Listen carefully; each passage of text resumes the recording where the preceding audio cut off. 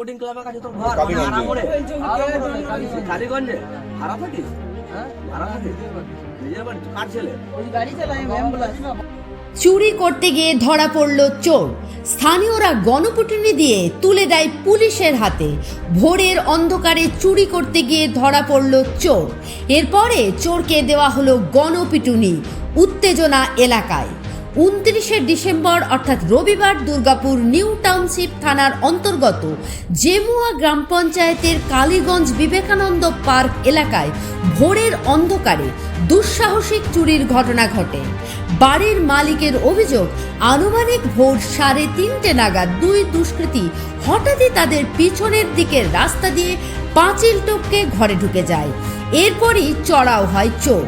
এলাকাবাসীরা জানায়, মাঝে মধ্যেই এমন ঘটনা ঘটছে এলাকায়। রাত্রে নিশ্চিন্তে ঘুমানো যাচ্ছে না। তাহলে কি পঞ্চায়েত এলাকার বহুতলের ভিড়েই হারাচ্ছে সাধারণ মানুষের নিরাপত্তা? আতঙ্কে ভুগছে এলাকাবাসী।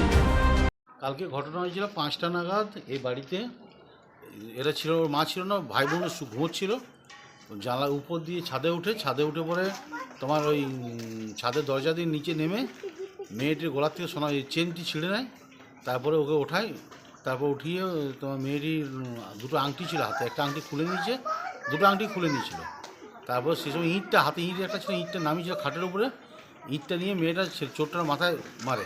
তখন চোরটা ডিসব্যালেন্স হয়ে ছুটে বেরিয়ে যায়। মেয়েটাও ছুটে বেরিয়েছে, সেটাকে ধরে তারপর তোমার ওই সবাই মিলে চোর চিৎকার, পাড়ার সবাই মিলে ধরে ছেলেটাকে, ধরে নিয়ে যায় সুকুমারের ওখানে। তখন আরেকজন ধরা পড়েছে, তাকেও সেই একই অবস্থায় তাকে বেঁধে পাবলিক ধরে রেখেছে। আনুমানিক কখন হয়েছিল? ভোর 5টা।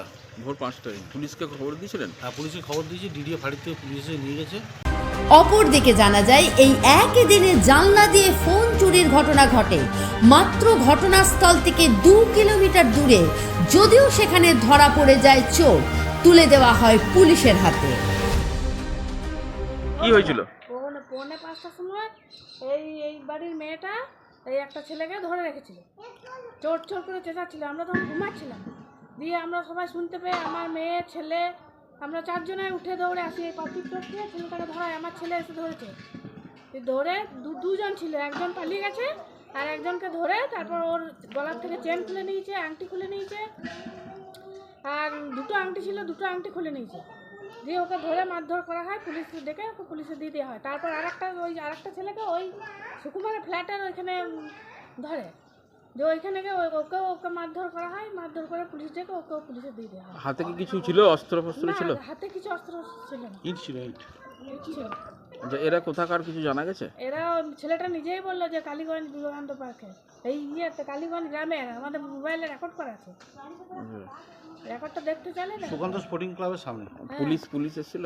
হ্যাঁ, পুলিশ এসেছিল, দুজন এসেছিল। তাদেরকে কোথায় নিয়ে গেছে? থানাতে? হ্যাঁ, থানাতে নিয়ে গেছে। ডিডিএ ফাঁড়িতে। আপনার নাম?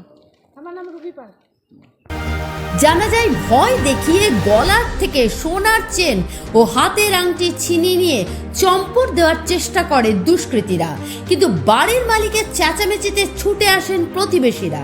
এলাকাবাসীদের তৎপরতায় বেশি দূর যাওয়ার আগেই ধরা পড়ে যায় একজন এবং অন্যজন পালিয়ে যায়।